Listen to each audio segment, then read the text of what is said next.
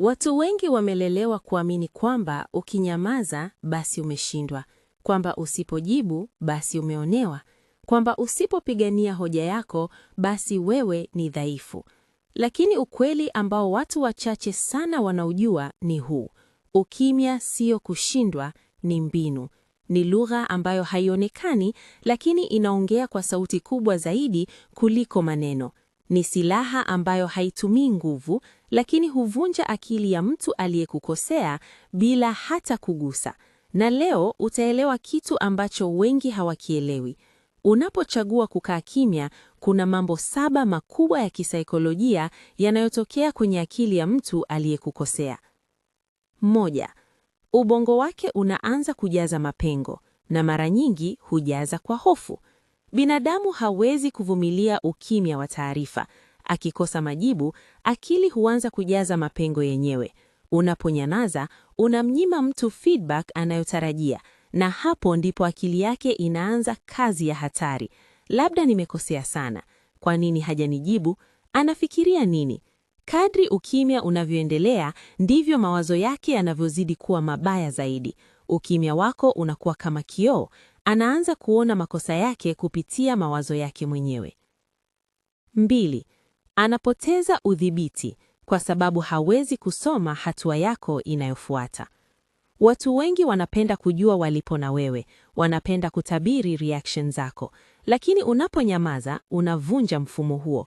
Hawezi kujua umechukia kiasi gani, una mpango gani, utarudi au utaondoka. Hii inaleta hali ya kisaikolojia inayoitwa uncertainty anxiety, hofu ya kutokujua.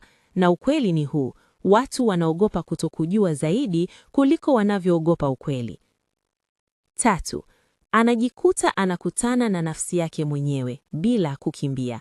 Mara nyingi watu hukimbia makosa yao kwa kelele, maelezo au lawama, lakini unaponyamaza unamnyima njia ya kukimbia. Hakuna mabishano, hakuna drama, hakuna maneno ya kujitetea. Anabaki peke yake na fikra zake, na hapo ndipo kitu kinatokea: anakutana na ukweli wake mwenyewe. Hii ni ngumu kuliko hata kubishana. 4. Ukimya wako unamfanya ajione mdogo bila wewe kumdhalilisha. Maneno makali yanaweza kuchochea mtu ajitetee, lakini ukimya humfanya ajishushe mwenyewe.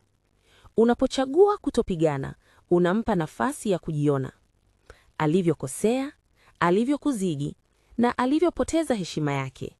Na jambo la kushangaza ni hili: hajisikii vibaya kwa sababu umemwambia, anajisikia vibaya kwa sababu amejiona.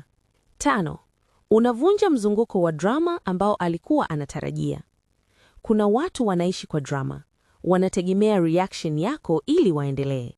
Ukikasirika, wanapata nguvu. Ukijibu, wanapata sababu ya kuendelea. Lakini ukinyamaza, mchezo unaisha. Hakuna cha kushika, hakuna cha kujibu, hakuna mzunguko wa kuendeleza. Na hapo ndipo wanapochanganyikiwa zaidi. 6. Unajenga thamani yako kimya kimya, bila kujitetea. Watu wengi wanapodhalilishwa au kukosewa, wanaharakia kujitetea ili kulinda heshima yao. Lakini ukweli ni huu: thamani halisi haijengwi kwa kelele, inajengwa kwa utulivu. Unaponyamaza kwa makusudi, unaonyesha self-control, unaonyesha heshima binafsi, unaonyesha hauko desperate. Na hii inatuma ujumbe mzito sana: sihitaji kupiga kelele ili kuthibitisha thamani yangu. 7. Unapata nguvu ya ndani kwa sababu hauendi kwenye vita isiyo na faida. Kila mabishano yana gharama: nishati, muda, utulivu wa akili. Watu wengi hupoteza vitu hivi wakijaribu kushinda hoja ambazo hazina maana. Lakini unapochagua ukimya, unachagua kitu kikubwa zaidi: amani yako. Na nguvu ya kweli si kushinda kila vita, ni kujua ni vita gani hupaswi kupigana. Ukimya wako si udhaifu, sio kushindwa, sio kukosa cha kusema. Ni ishara ya mtu ambaye ameiva kiakili, mtu anayejua thamani yake, mtu anayechagua amani kuliko drama.